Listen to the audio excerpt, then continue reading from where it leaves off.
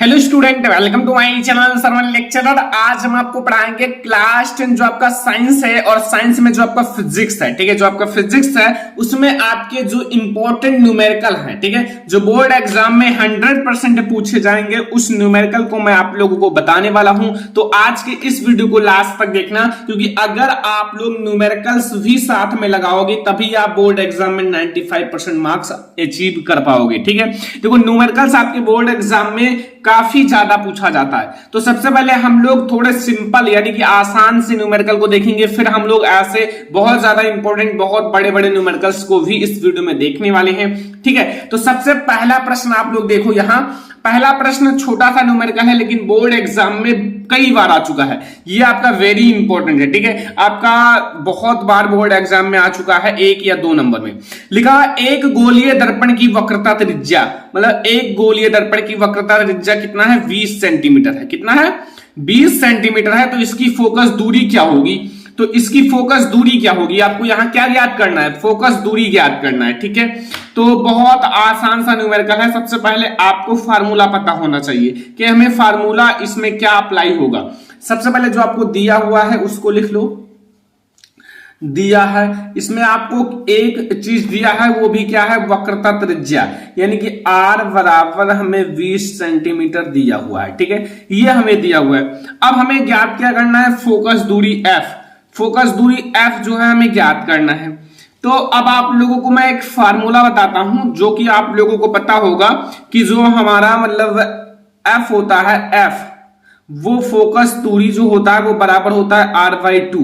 ठीक है, ये फार्मूला बहुत ज्यादा इंपॉर्टेंट है। ठीक है, आपको कई सारे न्यूमेरिकल्स में ये फार्मूले को अप्लाई करना होगा। तो ये हमारा जो f बराबर होता है वो r/2 होता है, यानी कि जो फोकस दूरी होती है वो वक्रता त्रिज्या की आधी होती है। तो यहां हमें फोकस दूरी ही ज्ञात करना है। तो फोकस दूरी इक्वल टू यानी कि f इक्वल टू r की वैल्यू आपको दिया हुआ है 20 एंड बटे 2 कर लो। यहां से आप कट कर दोगे तो हमें 10 मिल जाएगा और सेंटीमीटर 10 सेंटीमीटर। तो यही हमारा जो f होगा, यहां f इक्वल टू 10 सेंटीमीटर, यही हमारा फोकस दूरी हो जाएगा। यही तो हमें ज्ञात करना था, फोकस दूरी, यानी कि गोलीय दर्पण की आपको फोकस दूरी ज्ञात करना था। तो यही हमारा जो 10 सेंटीमीटर है ये फोकस दूरी हो जाएगा, यही हमारा आंसर हो जाएगा। अब लास्ट में आप छोटा सा लिख देना कि अतः गोलीय दर्पण की फोकस दूरी 10 सेंटीमीटर है। अतः जो हमारा गोलीय दर्पण है, गोलीय दर्पण, ठीक है, गोलीय दर्पण की फोकस दूरी कितना होगा, फोकस दूरी हमें 10 सेंटीमीटर मिला है, 10 सेंटीमीटर है। बस यही इतना आप लोगों को याद रखना है। ठीक है, अब इसी पर आपको न्यूमेरिकल चेंज करके दे सकता है। लाइक अगर यहां फोकस दूरी दे दे आपको 20 सेंटीमीटर, इसका वक्रता त्रिज्या ज्ञात करो, तो भी बहुत आसान है। अगर आपको फोकस दूरी दे रखा है तो वक्रता त्रिज्या उसकी 2 गुनी हो जाएगी। ठीक है, एंड अगर यही चेंज कर दे, यहां 50 सेंटीमीटर कर दे तो भी आप लोग, फार्मूला तो याद हो गया। अब आप लोग r की जगह 50 रख देना, फिर आप 2 से आप डिवाइड कर देना, फिर आपको 25 सेंटीमीटर मिल जाएगा। तो ये चीज आपको याद रखना है, फार्मूला, हर एक चीज में आपको फार्मूला पता होना चाहिए, जो कि मैंने साइंस का जितने भी फार्मूला है वो ऑलरेडी पढ़ा रखा है। ठीक है, अगला न्यूमेरिकल आप लोग देखिए, काफी आसान है, लेकिन अगर आप लोग ध्यान से लगाओगे, फार्मूला पता होगा तभी आप लोग इसको कर पाओगे। जैसे लिखा हुआ वायु के सापेक्ष जल, जो वायु के सापेक्ष जल तथा कांच, 2 चीजें हैं। वायु के सापेक्ष सबसे पहले एक जल है, फिर उसके बाद कांच है, के अपवर्तनांक क्रमशः आपके 4/3 और 3/2 है। ठीक है, तो जल का कांच के सापेक्ष अपवर्तनांक ज्ञात करो। अब आपको यहां जल का जो जल है उसका कांच के सापेक्ष अपवर्तनांक ज्ञात करना है। ये सारे बहुत ज्यादा इंपॉर्टेंट न्यूमेरिकल हैं। ठीक है, बोर्ड एग्जाम में लगातार आ रहे हैं।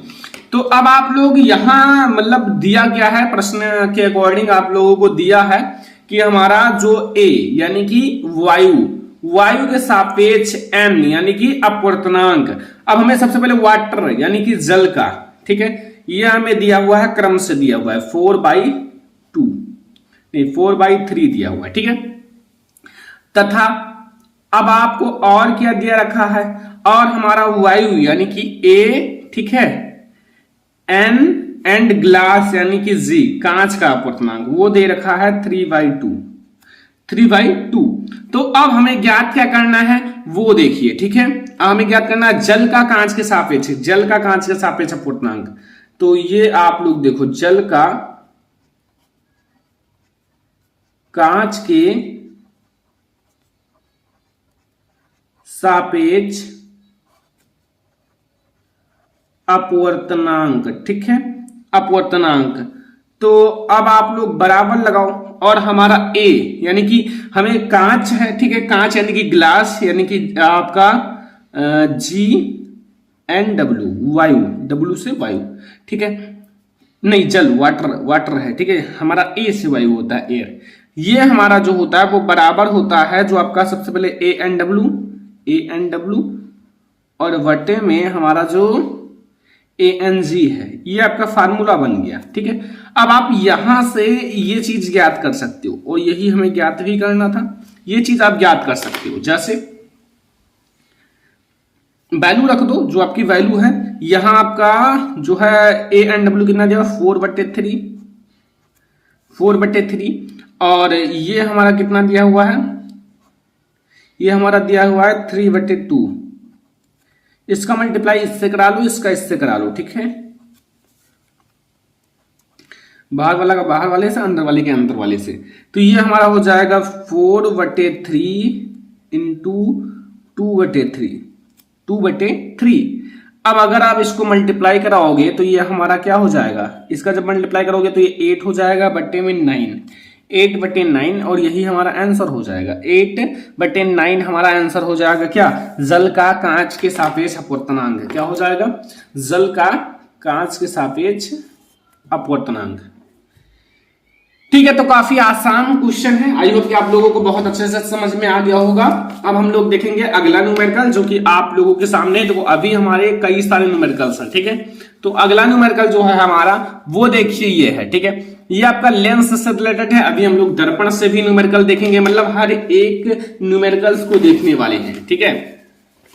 देखो सबसे पहले न्यूमेरिकल को समझो, लिखा 10 सेंटीमीटर, 10 सेंटीमीटर फोकस दूरी वाले उत्तल लेंस से, ठीक है, 20 सेंटीमीटर दूर 10 सेंटीमीटर की लंबी एक मोमबत्ती रखी है। यहां आपका फोकस दूरी f जो है वो 10 सेंटीमीटर, पढ़ते समय आप पता कर लो, एंड आपका दूरी मतलब जो हमारा वस्तु की दूरी है वो 20 सेंटीमीटर, और वस्तु की लंबाई 10 सेंटीमीटर। मोमबत्ती रखी है, लेंस से बने मोमबत्ती के प्रतिबिंब की स्थिति और आपको प्रकृति तथा आपको लंबाई ज्ञात करना है, ठीक है। तो अब इसको आप कैसे करोगे, तो बहुत ज्यादा आसान है। सबसे पहले जो आपको दे रखा है उसको लिख लो, क्योंकि जब आपको पता रहेगा कि हमें क्या क्या दिया है तो फिर आप क्या करोगे, उसी के अकॉर्डिंग आप अप्लाई करोगे सूत्र का, ठीक है। जैसे यहां हमें क्या दे रखा है, यूं जो हमारा है वस्तु की दूरी वो कितना है, देखो मैं आपको बताता हूं, यूं जो है यहाँ 20 सेंटीमीटर है, लेकिन आपका ये -20 रहेगा, ठीक है, -20 सेंटीमीटर। एंड हमारा जो फोकस दूरी f है, देखो उत्तल लेंस में जो फोकस दूरी होती है वो प्लस में होती है, तो ये हमारा 10 सेंटीमीटर दिया हुआ है फोकस दूरी, ठीक है। एंड v हमें ज्ञात करना है, ठीक है, और वस्तु की लंबाई अभी हम लोग आगे जब आवर्धन निकालेंगे तब अप्लाई करेंगे। तो अब आप लोग सबसे पहले लेंस का सूत्र तो सभी को पता है, काफी ज्यादा आसान है लेंस का सूत्र। लेंस का सूत्र, लेंस का सूत्र क्या होता है, 1/f बराबर 1/v एंड -1/u, ठीक है, यही तो होता है लेंस का सूत्र। तो को याद रखना, क्योंकि ये उत्तल और अवतल दोनों लेंस के लिए है, चाहे जो लेंस हो, ठीक है, दोनों के लिए यही सूत्र अप्लाई होगा, तो इसलिए आप सूत्र याद रखना। हमें वैल्यू रख देते हैं, जो वैल्यू दी रखी है, जैसे हमारा f की वैल्यू है 10, ठीक है, और बराबर v की वैल्यू हमें ज्ञात करनी है, और माइनस, और यहां हमारा माइनस है, और ये हमारा -20 भी माइनस है, तो ये माइनस माइनस प्लस हो जाएगा, और यहाँ 20 आपका पॉजिटिव। देखो यहाँ माइनस था ये वाला, और ये वाला जो हमें -20 साथ में लेना था, तो ये माइनस प्लस हो गया, ठीक है। अब क्या करना है, अब आप लोग देखो 1/v जो है उसको ऐसे रहे तो, ठीक है, और यहाँ आपका 1/10 है इसके बराबर, और 1/10 इसको इधर मान लो ट्रांसफर करोगे तो ये हमारा 1/20 हो जाएगा, माइनस में 1/20 हो जाएगा। अब इसका एलसीएम देख लो, 1/v इक्वल टू, इसका एलसीएम तो 20 ही होगा, ठीक है, 20 एलसीएम हो जाएगा। एंड यहाँ 10 2 जा 20 और आपका 20 1 जा 20, ठीक है। तो यहाँ आपका 1/v इक्वल टू आपका ये माइनस हो जाएगा, तो ये 1/20 हो जाएगा। अब यहाँ आप क्रॉस मल्टीप्लाई करा लो और यहाँ से ये आप लोग क्रॉस मल्टीप्लाई करा लो, ठीक है। तो यहाँ से आप लोगों का जो v की वैल्यू आएगी वो क्या आएगी, 20 सेंटीमीटर। क्या आएगी, 20 सेंटीमीटर। तो यहां से हमारी जो v की वैल्यू आएगी वो 20 सेंटीमीटर आएगा, ठीक है, सभी को दिख रहा है। तो ये हमारा हो गया v की वैल्यू। अभी हम लोगों ने प्रतिबिंब ज्ञात कर लिया, v का मान हमारा धनात्मक है, ठीक है। क्या है, धनात्मक है। देखो ध्यान से समझना, इससे भी आप लोगों को कई सारे केसेस मिल जाते हैं। जो हमारा v की वैल्यू है वो धनात्मक है, तो यहां आप लिख दो चूंकि v का मान धनात्मक है। जब v का मान अगर धनात्मक होगा तो हमारा जो प्रतिबिंब होगा लेंस से 20 सेंटीमीटर दूर, ठीक है, दूसरी ओर बनेगा। क्योंकि देखो धनात्मक रहेगा तो अगर उस साइड बनेगा तभी वो मुख्य अक्ष के उसी दिशा में, मुख्य अक्ष की दिशा में जाएगा, ठीक है। अतः जो प्रतिबिंब होगा, प्रतिबिंब वो लेंस से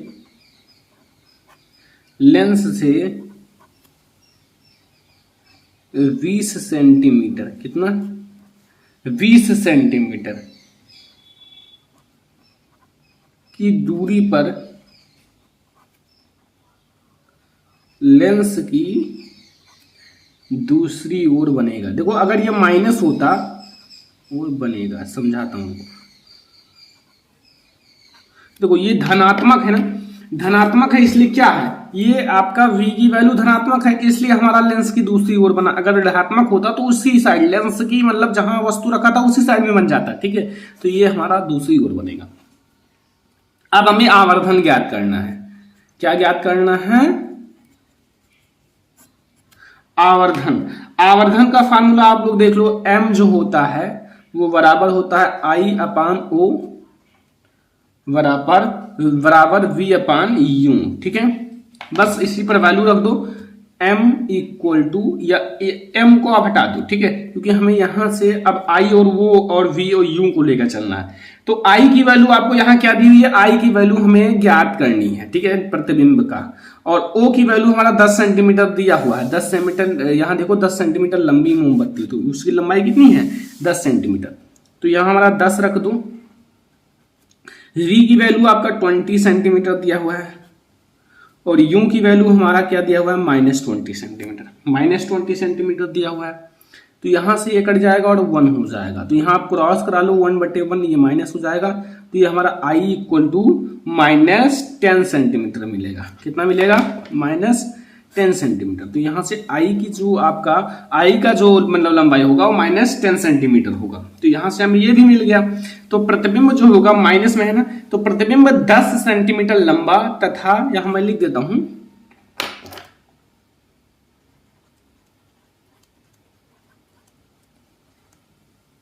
प्रतिबिंब कैसा होगा, 10 सेंटीमीटर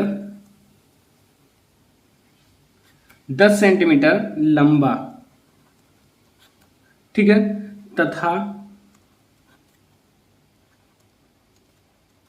उल्टा बनेगा। कैसा बनेगा,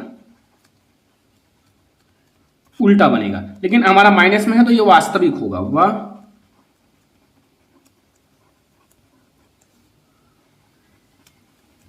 वास्तविक होगा, ठीक है। तो ये हमारा दूसरा न्यूमेरिकल है जो कि आप लोगों को बहुत अच्छे से समझ में आ गया होगा, ठीक है। तो अब हमारा अगला न्यूमेरिकल आता है। अगला न्यूमेरिकल आप लोग समझो, ये आप लोग ध्यान से सबसे पहले पढ़ो। क्या है, एक अवतल दर्पण की वक्रता त्रिज्या 40 सेंटीमीटर है। जो वक्रता त्रिज्या है वो 40 सेंटीमीटर है, अर्थात अगर वक्रता त्रिज्या 40 सेंटीमीटर है तो उसकी आधी फोकस दूरी हो जाएगी, तो फोकस दूरी हमारा 20 सेंटीमीटर होगा। और दर्पण से 30 सेंटीमीटर दूरी पर रखी वस्तु के प्रतिबिंब की स्थिति ज्ञात कीजिए और यह वास्तविक होगी, ठीक है। ये अभी आप लोगों को साथ में बताना है। तो अब इस क्वेश्चन को लगाने के लिए आप लोगों को क्या करना है, सबसे पहले जो दिया है उसको लिख लो। ठीक है, सबसे पहले जो जो दिया है उसको अच्छे से लिख लो।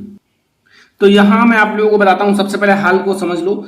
हल में क्या करना है, देखो आपको दिया क्या है, दिया है अवतल दर्पण की वक्रता त्रिज्या,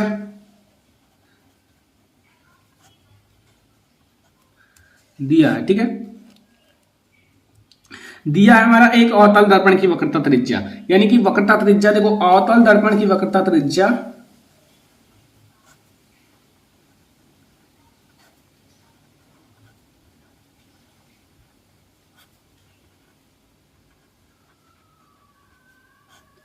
दी हुई है -40 सेंटीमीटर। ठीक है, माइनस में रखना, अवतल दर्पण में माइनस होता है। ठीक है, और तो आपकी फोकस दूरी कितना हो जाएगा वो तो आपको दे रखा है, लेकिन मैं बता देता हूं, ये हमारा -20 सेंटीमीटर हो जाएगा।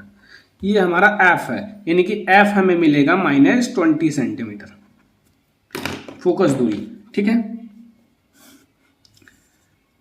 ये आपको दे रखा है बट मैंने लिख दिया। अब देखो हमारा यूं दे रखा है, यूं यूं हमारा कितना दे रखा है, -30 सेंटीमीटर यूं दे रखा है, और हमें v ज्ञात करना है। बस इसमें इतना ही आप लोगों को ज्ञात करना है। ठीक है, अब देखो अगर इसकी वैल्यू माइनस आएगी तो ये वास्तविक होगा, वरना आभासी होगा। तो अब हमें क्या करना है, दर्पण का सूत्र लगाना है।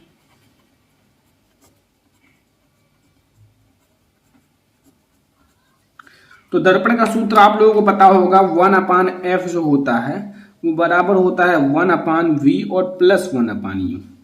ठीक है, देखो अगर लेंस होता तो यहां माइनस हो जाता, लेकिन हमारा दर्पण है इसलिए प्लस हो जाएगा। ठीक है, तो यहां 1/f, f की वैल्यू हमारा -20 है, 1/v हमें ज्ञात करना है। ठीक है, और ये हमारा प्लस है वो माइनस है, या फिर मैं एक बार में नहीं 2 बार में समझाता हूं। यह -30 है, इसको ब्रैकेट में कर लो। अब ब्रैकेट खोलोगे बात वही हो जाएगा, जैसे 1/20, ये माइनस ऊपर कर लो, 1/v और ये प्लस माइनस माइनस हो जाएगा 1/30, यानी कि 30। ठीक है, अब क्या करना है, देखो यहां आप लोगों का, अथवा आप लोग इसको कैसे लिख सकते हो, या फिर आप लोग देखो 1/v हमें ज्ञात करना है ना, 1/v को ऐसे ही रहने दो। ठीक है, और ये हमारा 1/20 है, ये इसको इधर है, इसको इधर मान लो ट्रांसफर करा जाए तो ये हमारा +1/30 हो जाएगा। क्या हो जाएगा, +1/30। इसका एलसीएम जो होगा वो होगा 60, 20 3 60 और प्लस 30 दूना 60, 1/v। 1/v इक्वल टू, यहां आप माइनस करोगे तो ये -1/60 हो जाएगा, यानी कि यहां से v की वैल्यू आपको -60 मिल जाएगा। यहां से आपको v की वैल्यू -60 सेंटीमीटर मिला। अब प्रतिबिंब जो होगा अवतल दर्पण से 60 सेंटीमीटर की दूरी पर वस्तु की ओर उल्टा व वास्तविक बनेगा। ये जो प्रतिबिंब होगा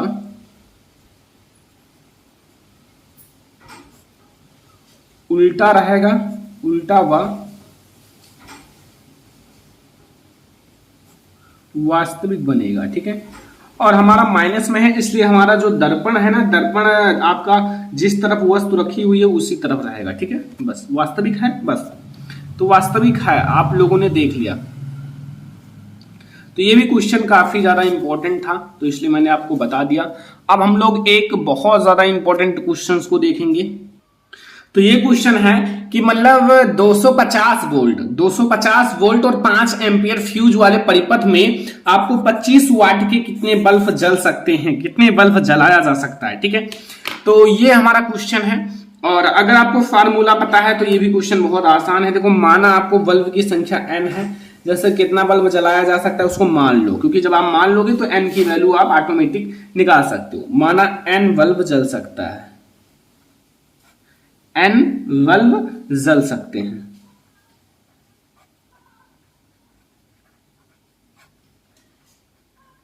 ठीक है,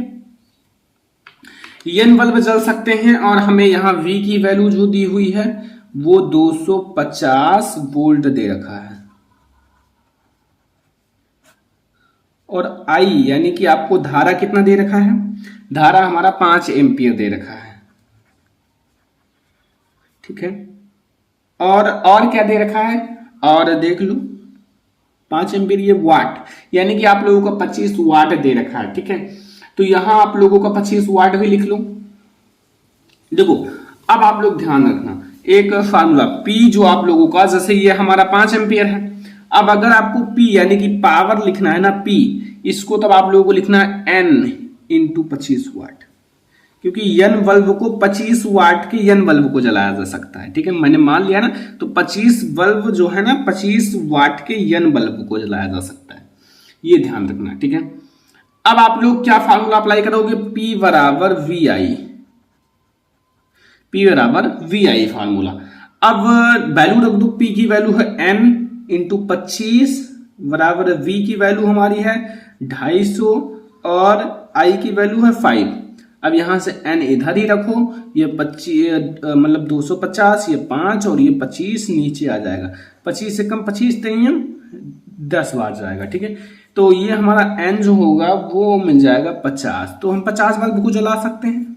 50 बल्ब निकल आया ना N की वैल्यू जो, इसीलिए मैंने मान लिया था N। ठीक है, क्योंकि यहां से मैंने आप लोगों को 50 बल्ब यहां से पता चल गया, N की वैल्यू हमें 50 बल्ब मिल गया। ठीक है, तो अब आसान हो गया ना ऐसे, तो इसीलिए अगर आप मान लोगे तो आसान रहेगा।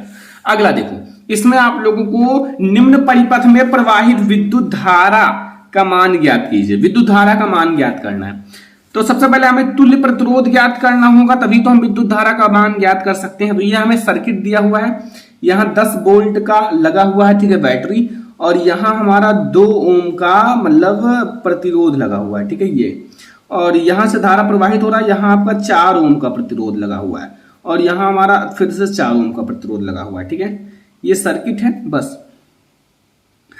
अब देखो इसमें मेन चीज है कि कौन सा श्रेणी क्रम में जुड़ा हुआ है, कौन सा समांतर क्रम में जुड़ा हुआ है। ठीक है, तो यहां हमारे मतलब ये दोनों तो एक दूसरे के समांतर है ना, ये दोनों। अब जब इनको आप समांतर निकालोगे तो यहां कहीं प्रतिरोध आएगा, तो ये और ये हमारा श्रेणी क्रम में जुड़ जाएगा ऐसे। ठीक है, ध्यान रखना, थोड़ा सा माइंड लगाना पड़ता है। जैसे ऐसे जब होते हैं ना प्रतिरोध एक दूसरे के इस टाइप से, इस टाइप से, तो ये एक दूसरे के समांतर होते हैं, लेकिन ऐसा लाइन से अगर जुड़े होते हैं तो ये श्रेणी क्रम में होते हैं। ठीक है, तो ये एक दूसरे के क्या है, समांतर है। तो यहां आप लिख दो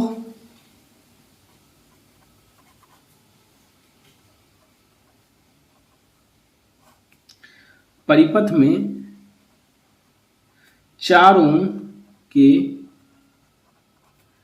2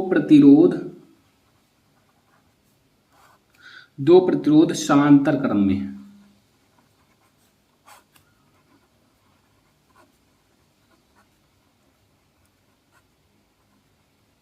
समांतर क्रम में लगे हैं। ठीक है, तो समांतर क्रम में अगर लगे हैं तो यहां हमारा तब तुल्य प्रतिरोध क्या होगा, पहले हम इनका ज्ञात कर लेते हैं। तुल्य प्रतिरोध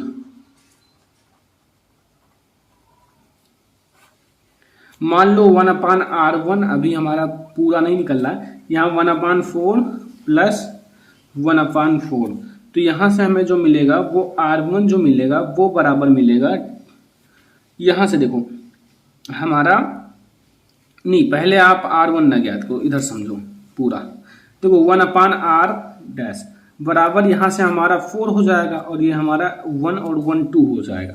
अब इसको आप पलट दो, यानी कि 1/R1 को R1 बना दो, तो ये भी तो पलट जाएगा, 4/2 हो जाएगा, तो बराबर हमारा 2 ओम मिलेगा। अभी हमने क्या किया है, इसको समांतर क्रम में जोड़ा है। अब ये 2 ओम जो हमारा, ये 2 ओम है और ये जो आपका 2 ओम लगा हुआ है, ये श्रेणी क्रम में आ गए। ठीक है, अब हमारा क्या हो जाएगा, अब पुनः जिसको मैंने R1 माना है वह 2 ओम, ये R1 है जो, और 2 ओम जो लगा हुआ है के प्रतिरोध किसमें है, श्रेणी क्रम में जुड़े हैं।